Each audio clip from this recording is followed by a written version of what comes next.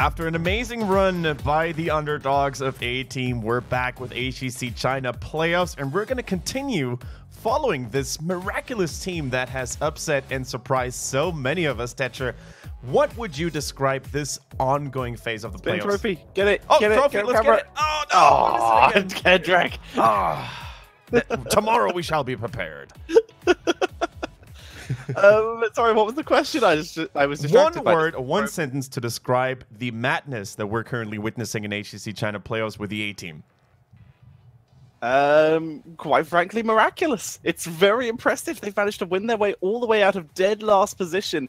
Like, hang on, what's the A-Team intro? Like, not the song. Oh, you mean the narratives, like the... Yeah, in mid-2018, a team was wanted. A team was arrested, sent to the Crucible for points they absolutely did not accrue. They broke out of the maximum security Crucible and made their way into the top 5 teams. They now survive as players against BTG as our first series of the day. Yes, if sir. You need someone to go to Eastern Clash, and if they can overcome this obstacle, perhaps we can watch the A-Team. We'll save that for later. Save that for if they win today. Oh, absolutely.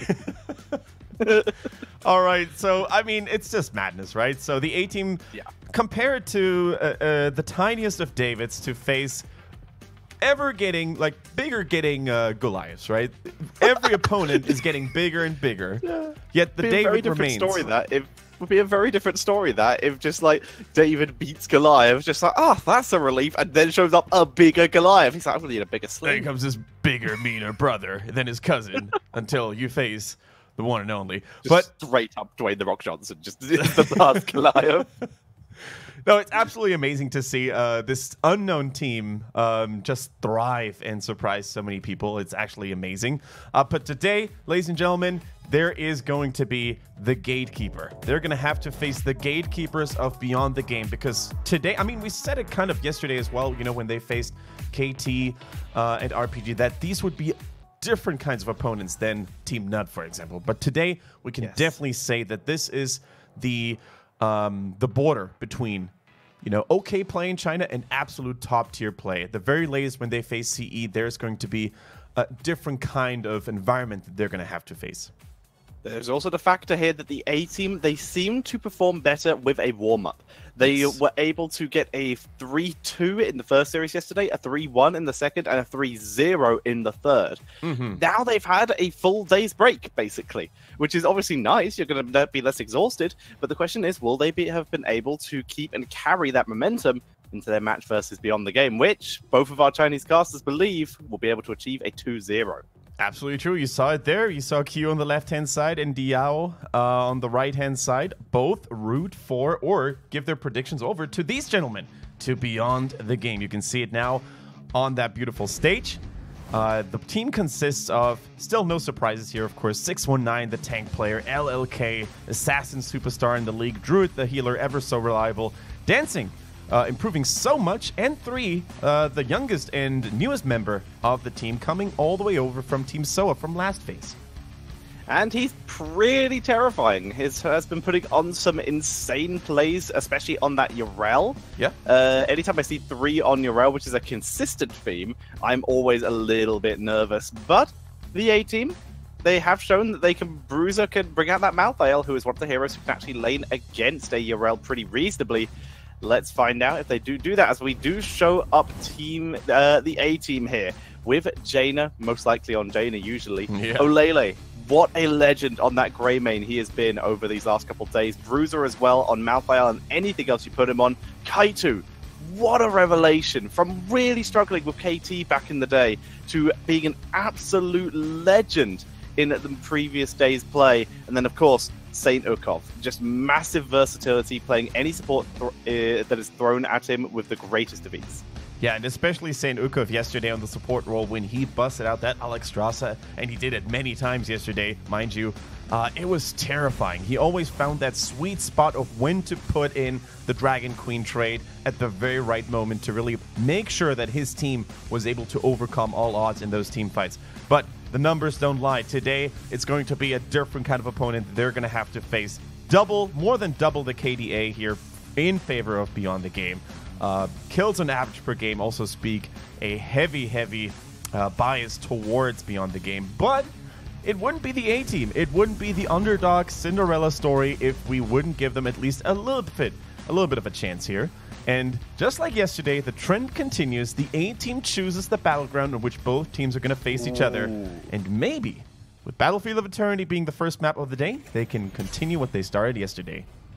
The thing is, every single series that they played yesterday, they ended it on Volskaya. Maybe it's a little bit of paranoia. Maybe it's just a little bit of analysis of they are good on this map and they keep winning on this map. BTG banned Volskaya Foundry. That is a very keen observation, and I think it's really worth highlighting because, as you said, Tetcher, yesterday every single series was taken to Volskaya one way or the other, one moment or later. And yeah, I like this. It was always the last game. It was always the very last game. I really like this call by Beyond the Game, you know, to really maybe put a little bit of a halt to the momentum that A-Team can muster on this map. Very sensible. So we head into, however, another map that they did okay on, the Battlefield of Eternity. Immediately, BTG banning out a lot of those Wombo heroes that the A-Team have been bringing out consistently. Especially that Phoenix has been used multiple times. And we've even seen that Maiev popping up every now and again. So the A-Team, they're going to stick with banning out 3's Urel and then taking away some Immortal race in the form of the Hanzo. But that still leaves Reyna with his Exterminator available. I was going to say, that was an A-Team special yesterday. You know, Ulele, you put him on the Reyna on this very map. You go for that heavy PvE build with the Exterminator at level 1, and you pick another auto-attacker right beside him, like Phoenix, for example. Of course, banned this time around, but there are other heroes that benefit of Reyna's W, the Inspire, right? Attack speed increase, super good on heroes like Greymane. The Illidan that they snuck in Illidan that they played several times, exactly. The shock of their opponents. We're going to start off, though, with Urel banned. We go immediately into Malthael here, very early, and we are getting in that Alexstrasza. So Malfurion and Decade Kane, the two usual top supports, being ignored because of just how good St. Ukov has been on this Alexstrasza, how many playmaking moves he has pulled off. Yeah, and especially, you know, with the resurgence of Lifebinder. We've seen that many times yesterday. Ever since Blizzard applied a little bit of a buff to that heroic ability, now healing for 600 health during those 2 seconds before it ends up getting life. It really is a massive boost and adds some diversity to the playstyle of Alexstrasza, right? No longer do you have to rely on a Cleansing Flame every single game. You can actually have this sick single-target burst healing against certain enemy heroes. Malf Jaina coming in here, so a little bit of lockdown, the entangling roots after Diablo engage with Jaina, that follow-up burst. So good engage comp, decent Immortal race so far. Let's see how the A-Team responds. They're going to ban out the Genji. Don't want anyone to be that finisher after that big Jaina burst setup. Yeah, it's actually interesting that Genji made it this far into the draft. Can't really blame the teams, though, because there's a lot of heroes. There's a lot of different picks that prove to be very dangerous on BOE in particular. While Genji is by no means a terrible hero on this map, I think other heroes just have a little bit of a higher priority here. Like that Jimmy, like that Reyna, for example. So really cool to see that ban go through. Reyna removed. In terms of Immortal race, we're starting to get down to the old tiers in the form of the Li Ming, for example. Sergeant Hammer, still available. And, of course, Olele's Greymane, which we might just end up seeing picked up immediately here. Yeah. You mentioned it. Olele has looked very good on heroes like Casio, the Greymane, but they do not go for any of those auto-attackers. They go for the Li Ming that you mentioned. Really cool to see. Quite interesting in seeing as well, like, which build they're going to go for. Is it going to be the Seeker Missile, which is more tailored towards this map, or is it going to be a standard dominance build? All right. Medivh right off the get-go in Tracer. So Medivh's shields, the portals, and everything else he adds to the kit is going to provide a lot of protection for the Tracer now. Yes, it will. They have healing over time and burst healing. This is one of a absolutely just classic combo. The Medivh plus Malfurion build for basically anyone. So it's already a great setup. They have great team fight potential now with potentials for Leyline Seals. I doubt we're going to see Leyline APOC, but it's a thing. And the response, of course, is going to be Greymane, getting that extra Immortal race. Immortal race now heavily in favor of the A-Team with percentage damage from Bruiser, poke from Jaina, and of course, Olele's Greymane race. But they are still susceptible to that engage. It's going to be heavily on the shoulders of St. Ukov, and of course on Kaitu with that Muradin to absolutely peel for the rest of the players. Otherwise, Tracer's going to kind of shred them. They have very little point and click lockdown. Yeah, but that's the beauty of Beyond the Game's composition as well. I don't think it's even designed to win the races, right? All they want to do here with those portals, with the Tracer, with that hyper aggression coming in and the Diablo as well, they want to get in there and prevent the enemy team from out-racing them, right? So it's a much more team fight-centric approach on BoE than compared to a more standard racing approach that is coming in from the A-Team. And I think that Medivh pick Tetcher already tells us the story, right? The teams that the A-Team will now have to face, you know, in that second day of the playoffs, they're going to be much more versatile and adaptable as well when it comes to dealing with certain situations, or maybe even surprising the A-Team. Because I think yesterday, the A-Team were the ones that surprised their opponents for the most part. This time, it could actually be different. Yeah, there's a lot of research on them now. They've shown probably everything to even get to this stage, and now they're at the gates. And the guards are like, yeah, we've just saw everything you did out there in that field, and we have a sword. In this case, that sword is Portal Diablo. That is 100% the best engage tool in the favor of BTG, and there is so little response outside of a decent Stormbolt or maybe even Dragon Queen that the A-Team actually have. Yeah, I fully agree with you. And even the Jaina, you can never forget about the threat of a Jaina that she offers against a relatively melee-heavy composition as well from the A-Team, right? They've got the Greymane, who in Worgen form counts as a melee. They do have the Malthael, the Muradin. Even the Dragon Queen sometimes likes to get very close to your team as well. So all that AoE slowing, all that AoE damage could really prove to be quite the obstacle for the A-Team. But let's cut the chit-chat here. Let's get to the nitty-gritty. This is the action that you guys want to see. We're going to Battlefield of Eternity on the first game of the day between Beyond the Game and the A-Team. And BTG, they're represented by 619 today on that Diablo. LLK is playing the Medivh, Druid on that Malth. Dancing is playing the Tracer, and 3 on Jaina. And on the right, it is the A-Team with Jaina on Li Ming, Olele on the Greymane, Bruiser on Malthael, Saint Ukov on the Alexstrasza, and Kaitu on the Muradin. Kendrick, it occurs to me that we haven't actually synced today. Oh, no, that is correct, because we have been so on sync over the last few days. I'm currently sitting at 6 seconds. 5.75, that will do. There we go, nailed it. Pretty good timing in the intros, so that will do. So, we're starting off with the Melee Tracer, getting that cooldown reduction on the Heroic. Going to be very useful later on. Of course, she has a Heroic online from level 1. Healing stuns coming in from Diablo. So, very much committing to this all-in dive style. Li Ming realizing globes will be a problem. Immediately goes for the Force Armor. And Alexstrasza decides that, you know what, globes might be a good idea anyway. And has just gone for the Abundance build. Yeah, Abundance build, of course, offers the strongest AoE healing, and we talked about the damage split, right, that Jaina proves to be sometimes. It looks like the A-Team, Alexstrasza, Saint Ukov in particular, they want to counter that with increased AoE healing, which is certainly a legitimate way to tackle this scenario. So, also for those of you, since we had a relatively short intro today, for those of you who are trickling in for the first time, watching the HGC China playoffs for the first time, we are in a best of 5. As you can see, we're playing on the current patch. So triple ban, all the hero reworks are live, and that basically, you know, will provide us the best viewing experience and casting experience possible.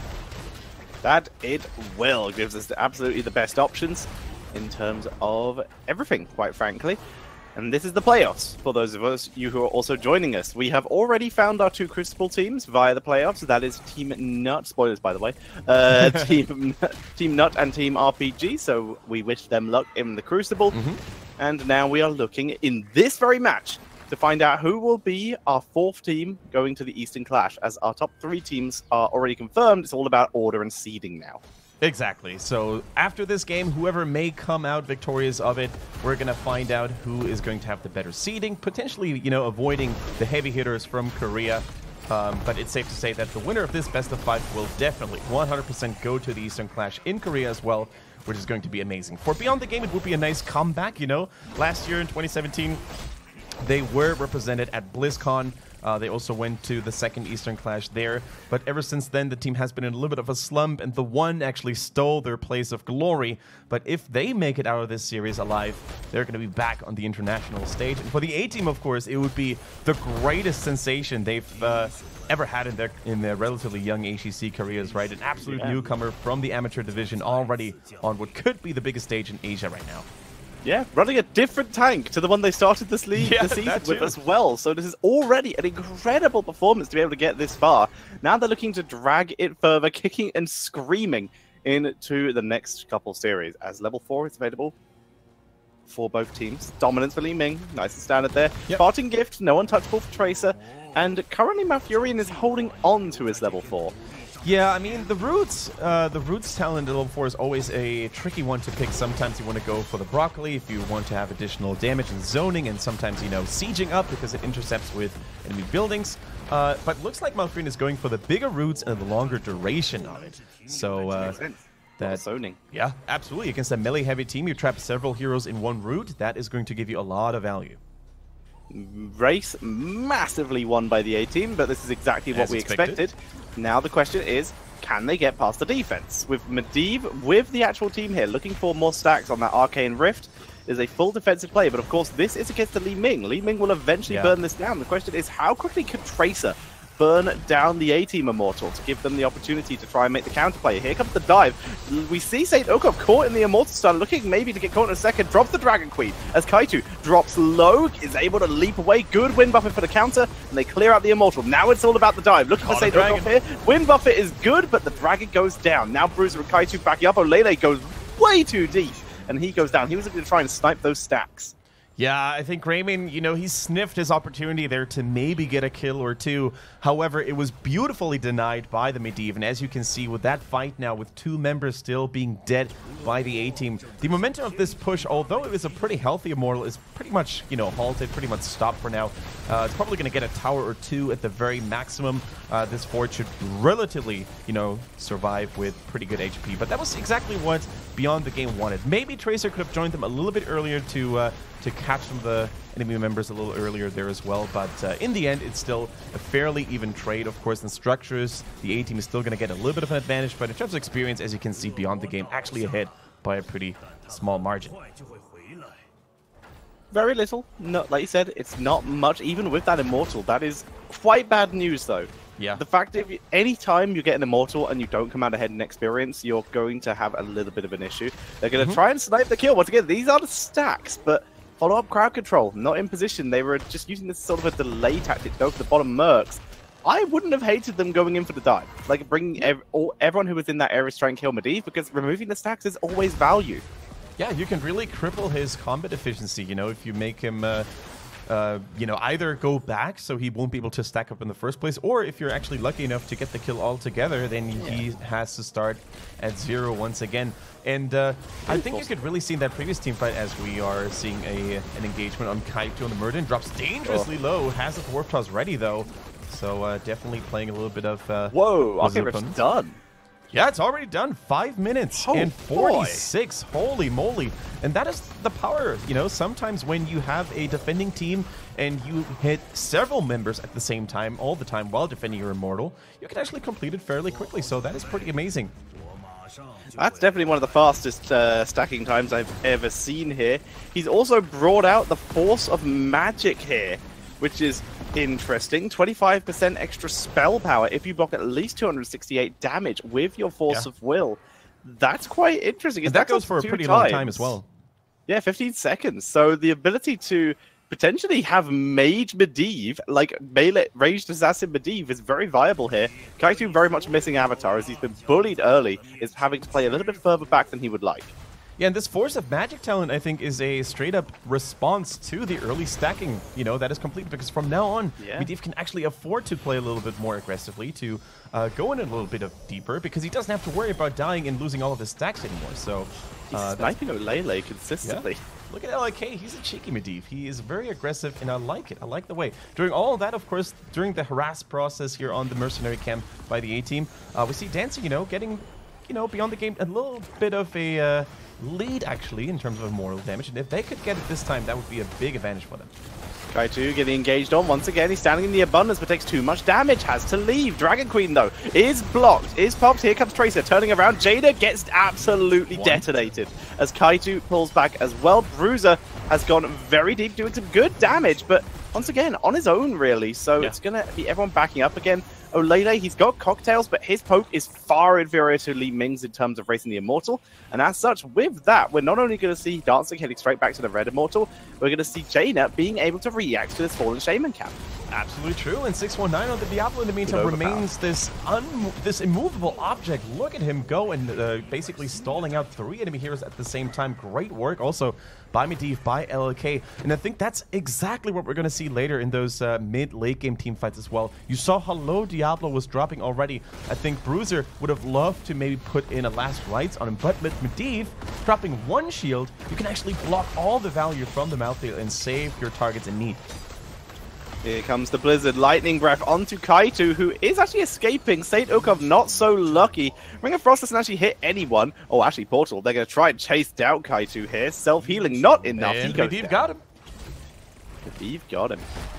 I mean, that is just insane. Already you can see LLK actually willingly stepping onto that stun so he would heal for a little bit of extra with his shield active. So already we can see LLK actually playing Medivh more like a mage, like a ranged assassin, rather than, you know, the supportive backliner that we know him to be. And that's exactly why he went for this additional spell power. With his stacks already being completed after 5 minutes and 40, he can go for these reckless engages. And we do see the Leyline Seal actually go down as well. Unfortunately, not with an Apocalypse, but the Lightning Breath still very good. And Malfurion once again tries to out-mind game his opponents, holds on to his heroic ability for as long as possible. I mean, Leyline Twilight Dream seems like it would be pretty decent, as we're going to see Olele getting burst here. Pulse Bomb, easy aim. They picked up going for the throats, but they were unable to pick up the heal. Oh dear. Catches 2. What's the follow-up? Very little is the follow-up. Here comes the Life Binder, actually keeping St. Ukov alive here. Jaina, though, also dropped low. St. Ukov goes down anyway. Kaito has the Dwarf Toss away. He will survive. But this is starting to get a little bit out of control. Immortal still at half health as they move on to tier 2s. Yeah, this should be the tower line at the very least here. I think 1 tower is going down. The gate already taking heavy damage. The second one, they should be able to get there as well because minions are nearby as well. There goes the stun. And look at that. Easy evacuation there for Beyond the Game. They're using the portal to get to safety. There's not even a single chance for Kaito, for the Greymane, to really slow them down and maybe catch one retreating. And that is exactly what Beyond the Game wanted to achieve, right? 13 is around the corner. They take no unnecessary risk, and they're going to keep on fighting with a massive advantage. So now then, with level 13 hit, like you said, full talent lead, the A-Team are still going to look around. They're not overly committing to a play, but they know that some point they have to do something. They already have their tier 2s in danger. Here's a beautiful... Whoa, Li Ming didn't even need a pulse bomb for that one. Able to pick up the kills. Tranquility is blocked to deal with the Tormented Souls. Bruiser is having issues. Lifeline is pretty good, though. Bruiser stays alive. Kaito might not be so lucky. Dwarf Toss with the armor. Not enough. Lightning Breath and Tracer finishes him off. Yeah, as you said, the Life Binder was used earlier on the Malthael, who was also taking some heavy damage while engaging with the Tormented Souls, and as such, it was no longer available for the Murden, who ended up getting caught by the Lightning Breath and the slow it applies. Look at Cheeky Medivh. He's just watching St. Ukov there on his pony, and just making sure, you know, that there's no sneaky maneuvers, no ambushes, no flanks from the sides coming in. But can we just say how well and coordinated Beyond the Game is, you know, really tackling those team fights from start to finish? You always see the value of Medivh. Trace is totally uncontested as well. Blows up people in great unison with Jaina. Like, I can't remember seeing Li Ming getting popped this quickly in all of the series yesterday. That's with Force Armor. With Force Armor. That quick blow up on a Force Armor Li Ming. She's not the tankiest in general, but oh my god, come on. As we do see the race beginning. Level 14 to what's soon to be level 12. Kaito is going to move forward, take the risk, and try and get some delay, some harassment. Medivh scouting out the race here. And, well, turns out when you're 3 levels behind, your race can slow down a little bit. Yeah, that it can, and you also have to always expect a cheeky portal engage by the Medivh, because Beyond the Game would love to fight them right now with a 2, almost 3 level lead still. And at this point, if I was Kaito, I would get heavily annoyed by that freaking bird constantly watching all my moves. He's literally baiting it. Yeah. He's actually moving down to bot lane, making the Medivh follow him. He's mounted up again, but he was baiting ports. I think his team actually wanted to try and raid that mercenary camp in the top lane. I think Kaito's very happy just to let Medivh stay on him. By the same token, though, if your main engager, if your main tank can't do anything because he refuses to show himself near his teammates, I don't think your team can actually get anything done here as an engage. Now Kaito lands a Stormbolt onto Dancing, doesn't even care about it, and Medivh has everything under control, and A-Team, they do have pretty good poking. Boy. Oh. Let's see them survive this. Jaina, Lifebinder, Teleport, Pulse Bomb, still enough. Wow. Down she goes. Every commitment was made to try and save her there, but it was absolutely not enough. As we see the Immortal, big shield this time, going over to BTG. That's going to be pushing into the bot lane, and the bot lane, Tier 2's already available with the the bot fort already going down. This is going to be moving in for a keep. At this point, you're like, easy clap. That was so well thought of by Beyond the Game. They waited for the Lifebinder, and just when the Lifebinder was expired, you know, when it had his healing done, its healing done, then came the Pulse Bomb effect, then came the Lightning Breath to slow her down, and Tracer had an easy cleanup there. Beautifully executed from start to finish by Beyond the Game, and now, with an almost fully shielded Immortal, they're going to try to lay some heavy siege onto the base of the A-Team in that bottom lane. I don't think this keep is safe anymore, Tetcher.